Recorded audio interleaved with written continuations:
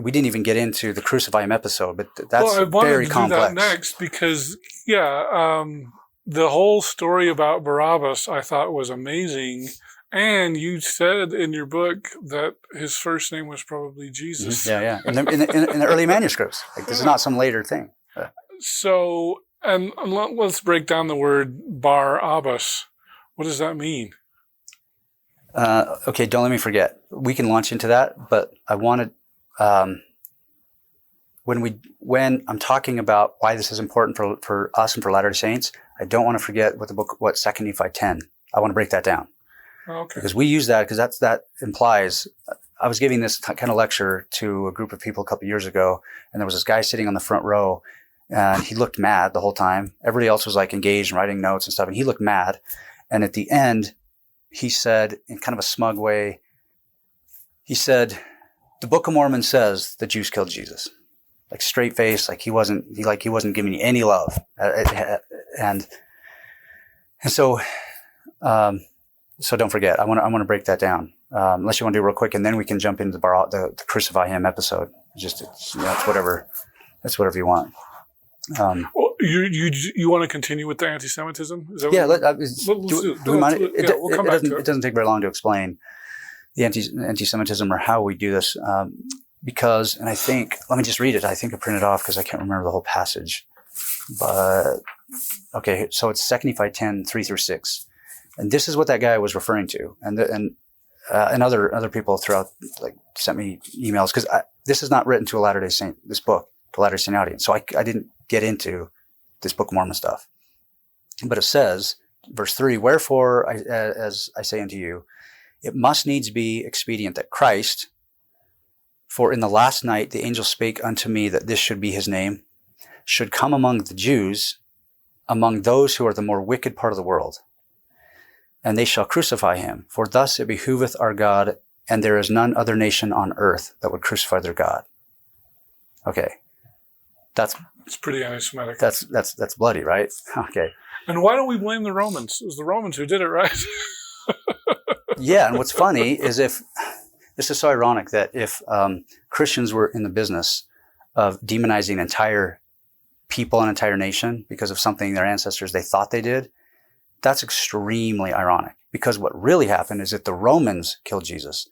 Tacitus, Josephus, they all, like, nobody's denying it. Pilate, they killed Jesus, maybe with the help of the corrupt priestly establishment, and they were corrupt.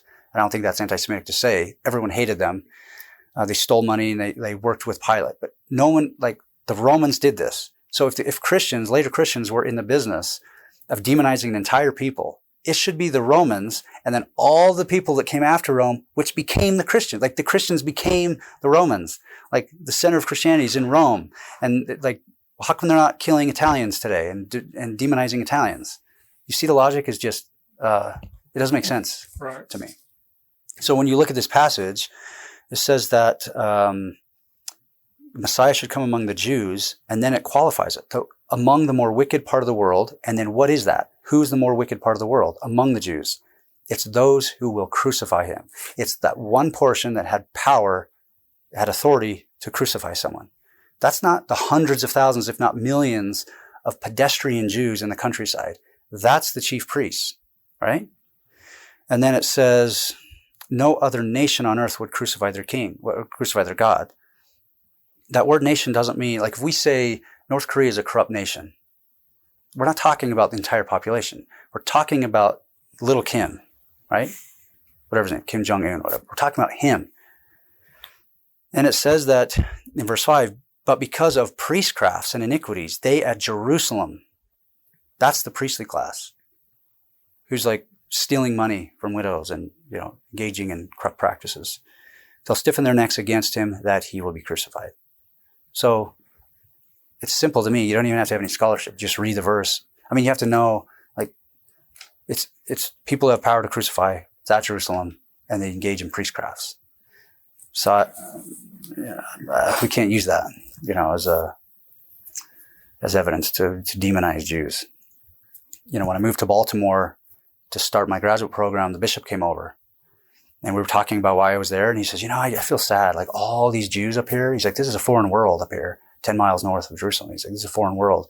He's like, but I feel sad that all these Jews are in apostasy. Right? I'm thinking like, I said, what do you mean apostasy? Explaining like, it's like, well, they reject Jesus and they don't have the truth. And I said, well, they didn't reject Jesus, like in terms of the history, and they are accepting their truth. They got the Torah. They're living their law. You know, Christ said, I have not come to destroy the law. I've come to fulfill. And the word fulfill means to live, to carry out, to live the law. So Jews are continuing to do what even Jesus said they should be doing. Continue to live your law. They don't anything about, a lot of these Jews don't anything about Jesus. So they didn't reject him. So that's kind of that. The reason why I wanted to spend time on that is because that's why I wrote the book. I could have just written another book about the historical Jesus and deal with every, but I wanted to deal with the broader issue. I raised the question in the book, where did this hate come from? Where did this interpretation come from? And are Christians warranted? Were they warranted in the demonization of Jews?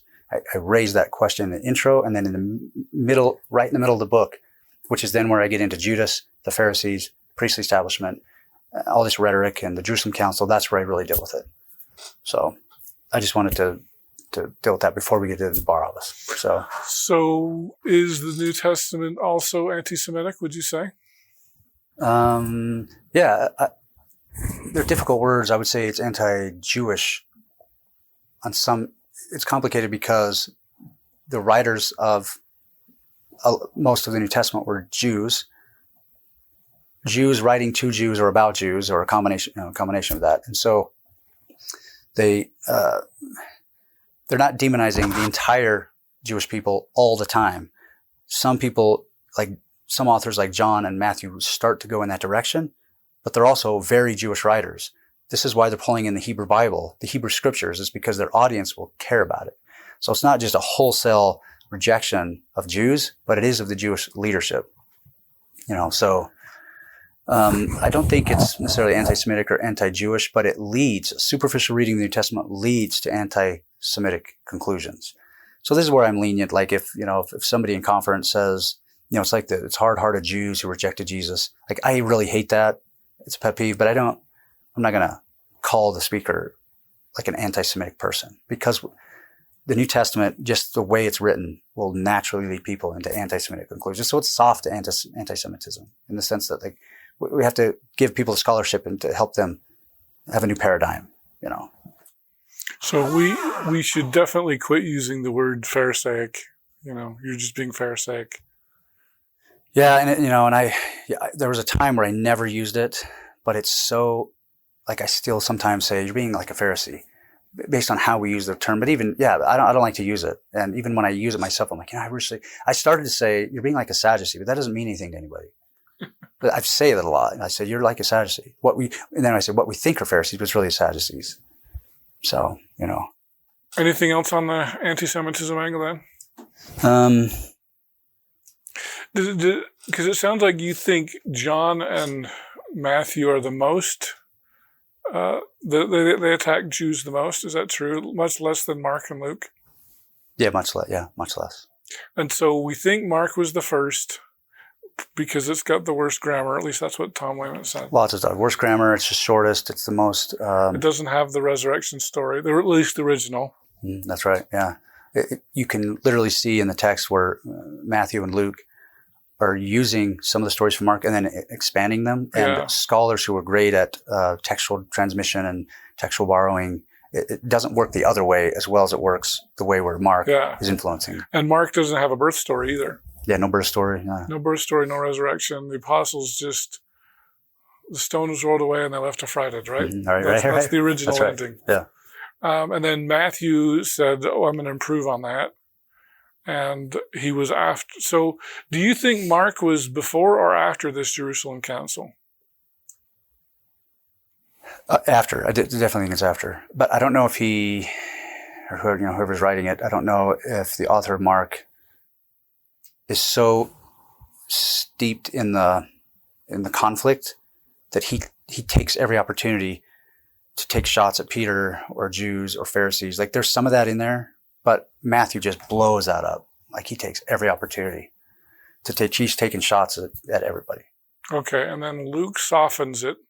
Yeah. Luke softens Matthew. Yep. Luke still has some stuff in there where you're like scratching your head, but he seems to be a little bit more nuanced, and where Matthew's saying Pharisees and Sadducees are doing this, Luke all the time. He doesn't say Pharisees. He might say, chief priests and scribes or Sadducees and scribes or something. You could have scribes who are Pharisees, but like he sees what Mark and or Matthew is doing, especially Matthew, and he changes it. It's like, okay, why is he changing it? And then you add up all those changes and you can see some themes, so repeated, like a theme here. And that is Luke is trying to tell us something. He's trying to pull back a little bit.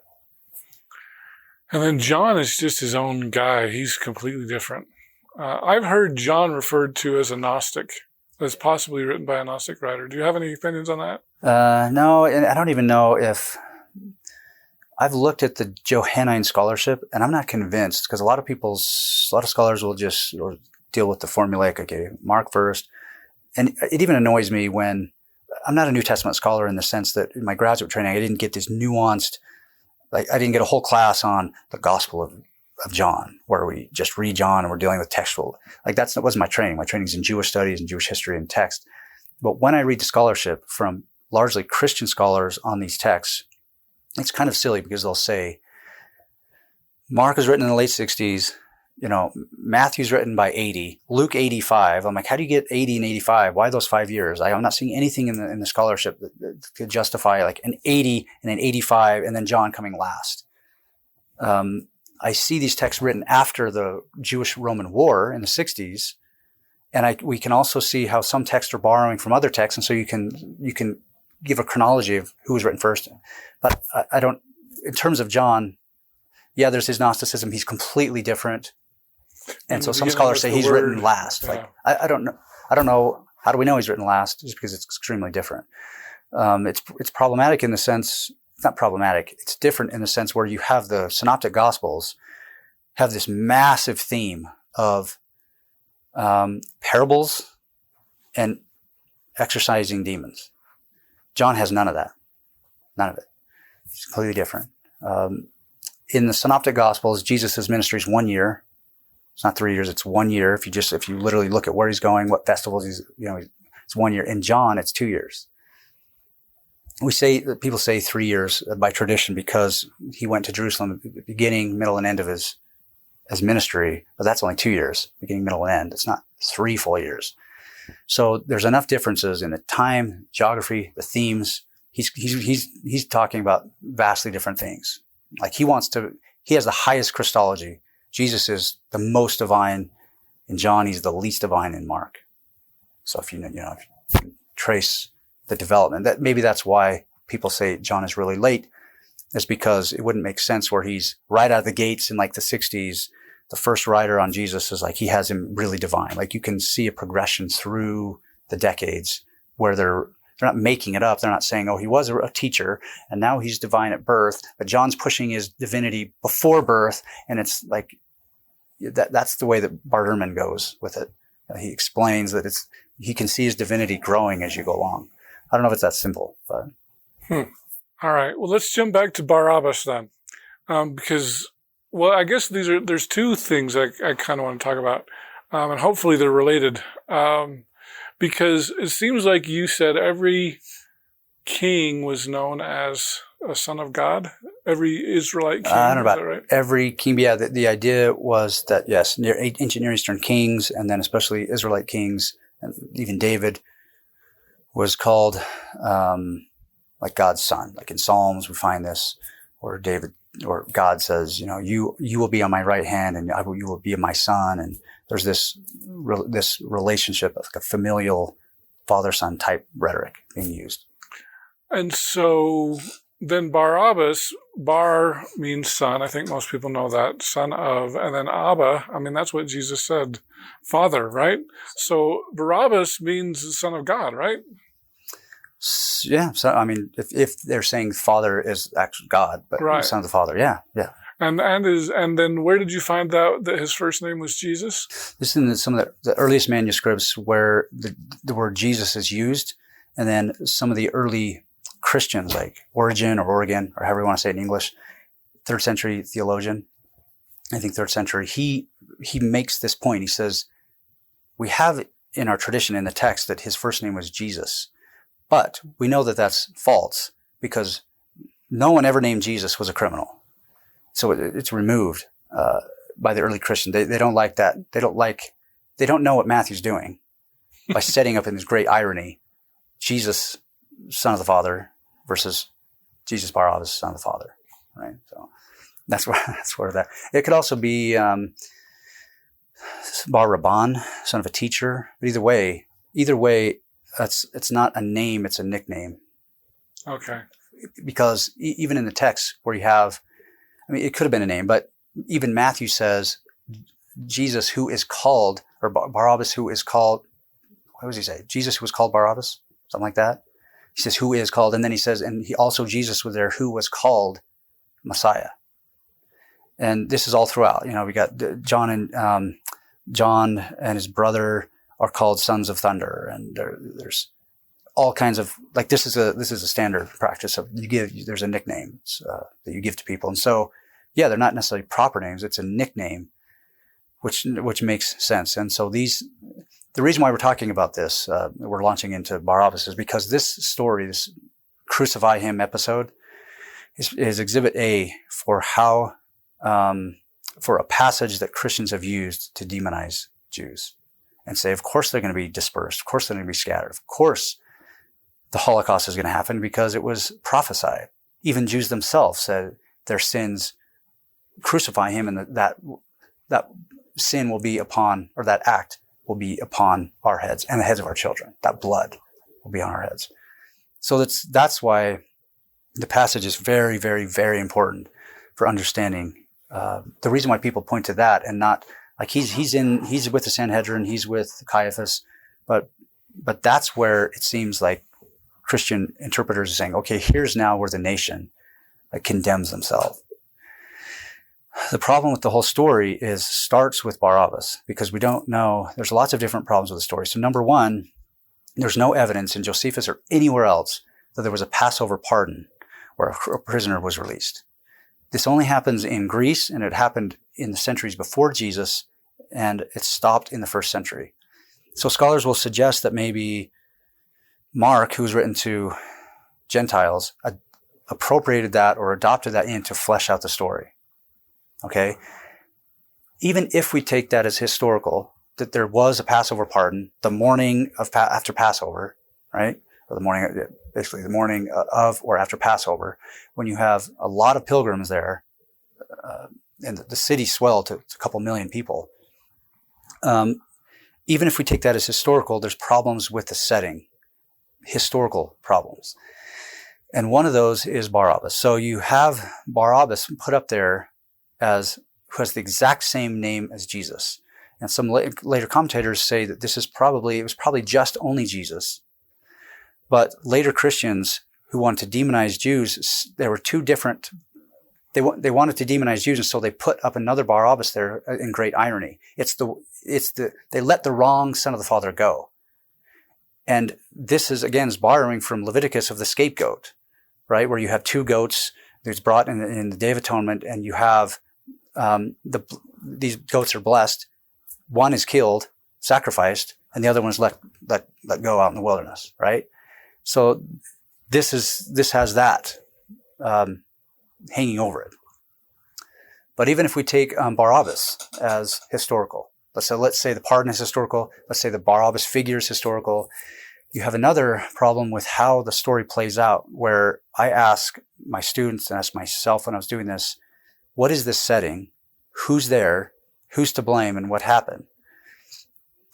It doesn't make sense that you would have 10,000 people there or 20,000 people all saying crucify him. We know where this would have been located. It's in the part of the city by the Antonia Fortress, most likely, and we know the landscape. There's not that much room for a massive group. It's not up on the Temple Mount where you could get 100,000 people. It's in a different location, a very small setting. And so we ask ourselves, who was present?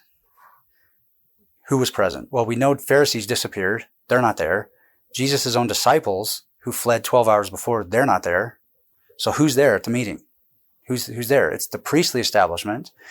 And it seems like, one theory is that they were working with Pilate to rig the pardon. Because if Pilate says, who do I release? Like, should I release Jesus? Whether Jesus is alone or whether there's a real figure, Barabbas. If he says, who should I release? Even if there was some followers of Jesus, like his mother, somebody says, release Jesus of Nazareth, or Jesus the Son of our Messiah, then the chief priest could say, hey, Pilate, they're yelling for Jesus, so release Jesus Barabbas. You see what I'm saying? So we also know that it says that the chief priests already sought false witnesses earlier for Jesus, so they could have rigged the crowd. They could have planted people in the crowd like they did before to yell out, crucify him. So that's one theory. The other theory is that Pilate did this because Pilate looking like some politically naive, nice guy, where he's just going to capitulate to whatever these Jewish priests want. That doesn't make sense either, because we know a lot about Pilate. We know him from Philo. We know him from Josephus. Philo says he was vindictive. He was hot-tempered. He killed a lot of people without a trial. There's no chance that Pilate would have said, I find no fault in this man. If Jesus really did have a parade into Jerusalem, with all of, with people yelling, you're the Messiah, and then he's contending with priests, and he cleanses the temple, and he's got a whip, if all that is historical, it's not a chance that Pilate would let a messianic wannabe, in his view, go, really be released during Passover, which is often a time when you have zealots and people, this is the very time when they celebrate that moment when their other savior, like Moses, freed an entire nation from a foreign oppressor. This is when, you have hundreds of thousands of people there. Pilate's not releasing. Josephus mentions a bunch of other people who Pilate himself killed and slaughtered a lot of their followers, like messianic type people. So that's problematic. The other problem with the story is that if you had a whole bunch of people yelling out, a whole bunch of Jews yelling out, crucify him, and the blood will be upon us and our children, on our heads and on our children, there's specific instances in the Torah, in Exodus, that says that the sins of the children, the sins of the father should not pass down to the children. So you wouldn't, and this is also in Ezekiel, it's in a bunch of other places. So you're very hard pressed to find a group of people who are not the priests, who are going to say, Caesar's our king, like they say that, Caesar's our king, and crucify him, all the blood will be on us. It has to be the priestly establishment. If I'm a Jewish guy who has 2 kids, and I set up a tent, I come on a pilgrimage and I set up a tent 2 miles between Bethlehem and Jerusalem, I'm not going in the morning to travel all the way to Jerusalem to watch Pilate release some guy that I've never heard of. You know what I mean? Or even if I've heard of him, and he's one of our Galilean miracle workers, and I do make that trek, I'm certainly not going to say, crucify him. So it's possible that Pilate wants to embarrass any Jesus followers who happen to be there. And if he's like, they're going to make a fool out of me and have a parade into Jerusalem and yell about this guy, then I'm going to embarrass them. I'm going to set up this criminal, this other guy, who these priests said is also named Jesus. And regardless of how they yell out, if they yell out Jesus, I'm still going to release Jesus Barabbas. I'm going to embarrass these guys because they made me look like a fool. And, if things get out of hand, Caesar's going to come after me. That fits Pilate's, that fits his personality. Mm-hmm. So that's all just to say that the story itself has historical problems of, Jews yelling out, and, it doesn't say there's a huge group of people, but you can't blame 6 to 8 million Jews in the Roman Empire you can't use that episode to come to that conclusion. So is that, it really sounds like you're casting doubt on the historicity of that event. Is that? Yeah, at least it's how it's told. At least it's how it's presented. Yeah. Yeah. So, it seems like there was another story. Is it John chapter 8 that you said? Oh, right. Let's tell us of that story. Is that historical? That's one of the passages about the Pharisees where I went through each passage, and this is one that it seems very negative, and it's one used to demonize Jews. It's not in the earliest manuscripts. In the first 11 verses of John chapter 8, You get the famous story of the stoning of the woman. She's, and the movies really capture this. Like, it really shows our interpretation, because it's Pharisees against Jesus. And you have Pharisees dressed in these black with gold embroidered hats, looking ridiculous. That's not historical. That's anti-Semitic. It's become anti-Semitic to portray these people. They're not even priests. Why are they wearing all this weird garb that's black? That's number one. That's how they're portrayed. But even in the story, if you forget about the media portrayal, even in the story, you have a woman brought, she made a mistake. They want to stone her and kill her. And then Jesus says, if any of you have sins, go ahead, like, fire away. And then they walk off. That story does not show up in the manuscripts until like the 4th or 5th century. The manuscripts that are being copied, all of a sudden that story that shows up. And sometimes it's not in the manuscripts. Other times it's in Luke. And so it's kind of bouncing around, but it first appears on the scene like 400 years after Jesus. And the reason why is because it's a story that caricaturizes, whatever, puts Jesus and Pharisees in this thing where you've got the Christianity, which is a religion of love, as shown through Jesus. Judaism is a religion of stoning, of rigidity, hate, and death and violence and killing, as evidenced through the Pharisees. So that's why the story came up. That's why. And I'm a little bit annoyed because even in evangelical conservative churches, some of them, they'll have their Bible, whatever the translation is, has a parenthetical statement. This does not show up in the original manuscripts. Like, we're one of the last groups of people that continue to use, like, take this story as historical. And even some of my colleagues here, I won't mention names, but some of them I've heard them say, or in the writings or in, like, a class, like if I sit in a class, I've heard 2 or 3 different times where they'll acknowledge it doesn't show up in the original manuscript, but it fits the 1st century setting. And I'm like, no, it doesn't. It doesn't even remotely fit what we know about Pharisees for the reasons I've shared. Yeah, they're much more lenient and that sort of thing, right? Yeah. It doesn't make sense for them to follow leaders and stone people, and just doesn't make sense. So how much of the Gospels are historical then? Can you put a percent on it? Yeah, that's a good question, because it sounds like in your book you went into so much detail about this story mirrors this story mirrors this story, and the question comes in and like, can we believe that anything is historical? And we talked about the Jesus seminar with the beads. Did this really happen?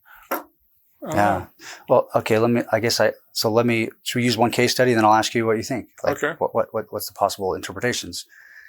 You have in Zechariah and in Ezekiel, in both of those books, and in Acts. So you have this, like in Zechariah. Well, let's start in Ezekiel. In Ezekiel, Ezekiel sees a vision where the presence of God is over Jerusalem, like God's presence. It moves. He sees it move over to the Mount of Olives, the mountain east of Jerusalem, and it goes up to heaven. And then later in the book, he sees that the presence of God comes down over the Mount of Olives and enters Jerusalem through the east gate. God's presence is here again. In Zechariah, you have the figure, the Messiah figure, or this divine figure, touch down. When he comes again, he'll touch down on the Mount of Olives, right? And then he'll go, and in Zechariah 14, I think he goes and he enters Jerusalem through the east gate. You have David in 2 Samuel 5, where right before he becomes, like right after he's crowned, like right after his coronation, what does he do? He enters Jerusalem. Like, he goes to Jerusalem and contends with the Jebusite leaders. All of that is where you have Jesus going to the Mount of Olives, gets 2 donkeys. He has his coronation, so to speak, coming down the mount. Like, he's on the Mount of Olives. He goes there for a reason, enters the gate, just like Ezekiel, just like Zechariah, just like David does. And then when David, right after his coronation, he goes to the Jebusite city and he's threatening to break into the city, and immediately is in contention with the Jebusite priests. And what do they say? He's like, this city is so well fortified that even our lame and our blind will turn you back. Like, we're so strong that even our weakest among us will kill you. We'll turn you back. And David says, no, when I break into the city, I will turn the lame and the blind out, and they'll never be welcomed back into like what is now the Temple Mount. Like, they won't be welcomed back. All that's to say that this is Jesus. Like, this is This is Jesus's experience. He's crowned king, like coronation from his people. He goes into the east gate. He's immediately thrown into contention with the priests. And what does it say? It says when he starts whipping people and he's cleansing the temple, it says the blind and the lame come running to the temple. And then out of the mouth of babes, they say, here's the Messiah, son of David. That's precisely the elements in the David story. Because then not only does David turn out the blind and the lame, but there's a prophecy in Jeremiah 31 where he says in that day, the blind and the lame will be welcomed back to Zion, like to the temple now, right? So there's sort of like prophecy, clearly the reason why I'm saying all this is because Matthew, who's putting all that in there, knows of all those prophecies. In Psalm 8, it says, the out of the mouth of babes they will cry, they will cry out. And so it's the story itself is kind of strange when Jesus isn't there. Why are the blind and the lame and little babies in the middle of a riot? The blind and the lame won't be running into a riot. And there's certainly people are going to get their babies and leave. Matthew's putting it in there. The way he enters Jerusalem, what he says, what he does, the blind and the lame are there because it's about David and it's fulfilling prophecy.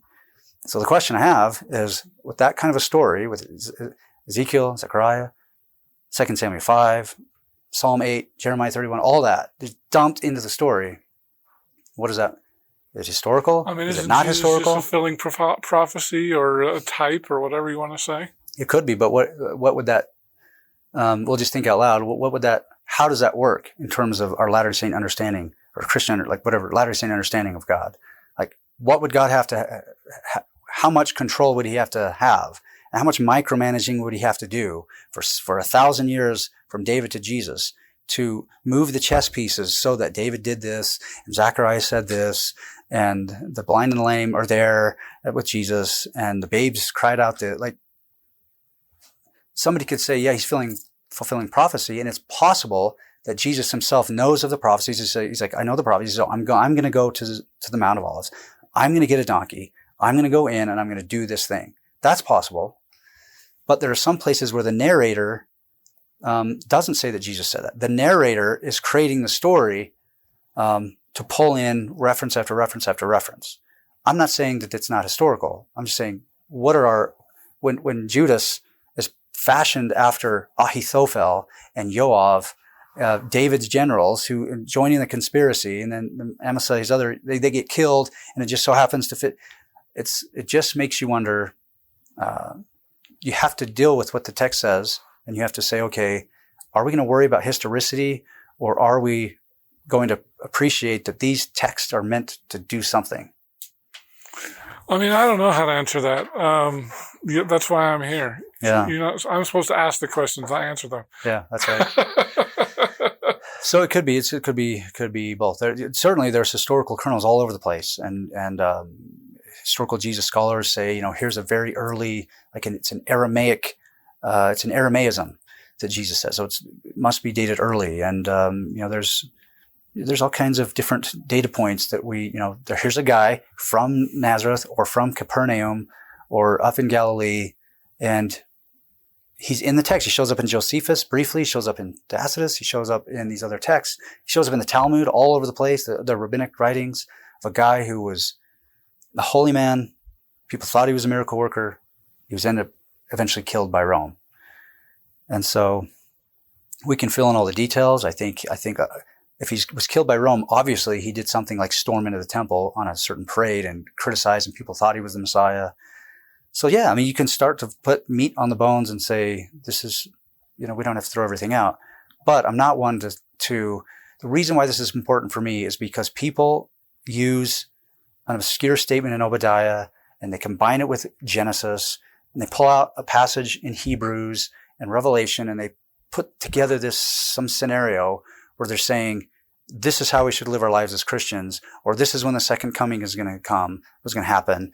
And you get a lot of critics of the church, and even some people in the church, where it's an easy attack to use. They'll say something like, even members of the church too that have not left, you use Jesus, and it's the superficial thing where you say, well, even Jesus hated he even pushed back against the establishment. He threw away the manuals and the structure, and it was like, they're doing that, and they do it all the time to try to take a shot at the church, saying, we should be criticizing the prophets. We should be, like, Jesus criticized them, so I'm not making a statement I'm not judging ex-Mormons or like their methods. They can fight their fight. That's fine. But I just don't like it when people use the scriptures and pull out passages and simplistic narratives to justify actions. Whether it's demonizing Jews, whether it's demonizing the church, whether it's something else, whether it's, let's try to figure out when the second coming's going to happen. And, there's all kinds of things that people use the scriptures for to justify behavior. And every time I see them do this, I want to say, okay, you need to learn 500 things about the history, the context, what the prophets are doing before you can say, absolutely, here's a prophecy and here's what's going to happen. So that's why this stuff is important to me.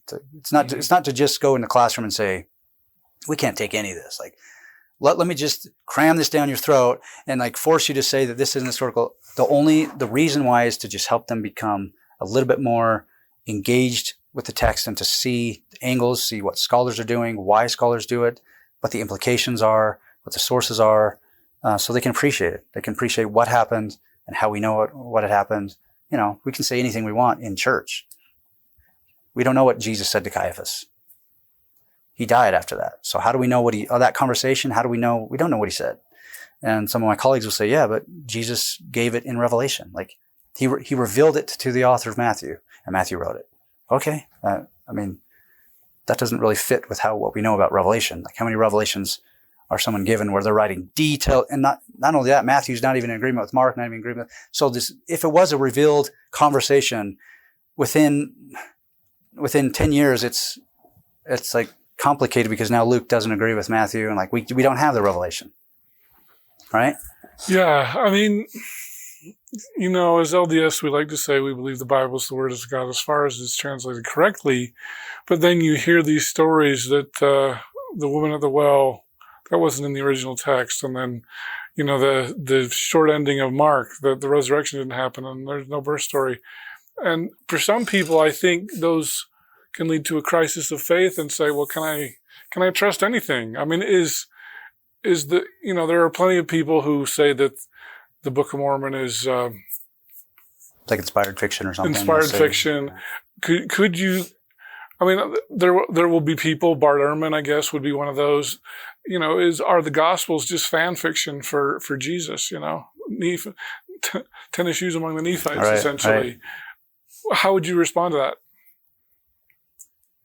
It's okay if my students ask that question in class. Is this just made up stuff? And I'd say no. All semester long we've looked at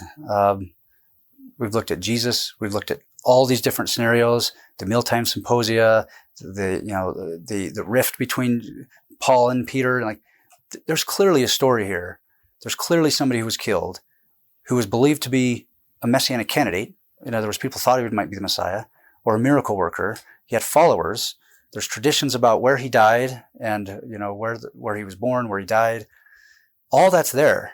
And so these stories, these parables, some of them go, I don't think the author of Matthew and Mark are just making up a bunch of parables out of thin air, like these brilliant parables. I do think a lot of that is oral tradition coming from the teachings of Jesus. And sometimes they change them, or they see that Jesus said something, but they don't know the context. And so they create a context. Like, in one example is when Jesus comes out of the temple with his apostles. And the apostles said, look, Jesus, what great big stones there are. Like, that's a child's way to say something. Look, like, what big teeth you have. Like, you know what I mean? Like, they know what the temple is. They've been there many times. So for them to come out of the temple and pretend like they've never seen it, look, Jesus, what big stones there are. That's because the writer doesn't have the context, and the oral tradition is that Jesus said, not one of these stones will be left upon. That's tradition that Jesus maybe prophesied of this. That's oral tradition that he prophesied of the destruction of the temple, but they don't know the setting. So they create the setting. It's coming out. So that's all it is. I mean, it's still historical, right? It's just we have to, be careful about how we interpret it and how we use it and why we know what we know. But my motive for the Judas stuff and for the Pharisees and understanding when the Gospels were written, and they were written after the Jerusalem Council. The reason why I do all that is it's not just for scholarship's sake. It's to help my students. And after my students read a lot of those chapters and we discuss it, they're blown away. They say, I never, like one girl, last time I taught this, she said, I've never understood what it meant to study the scriptures.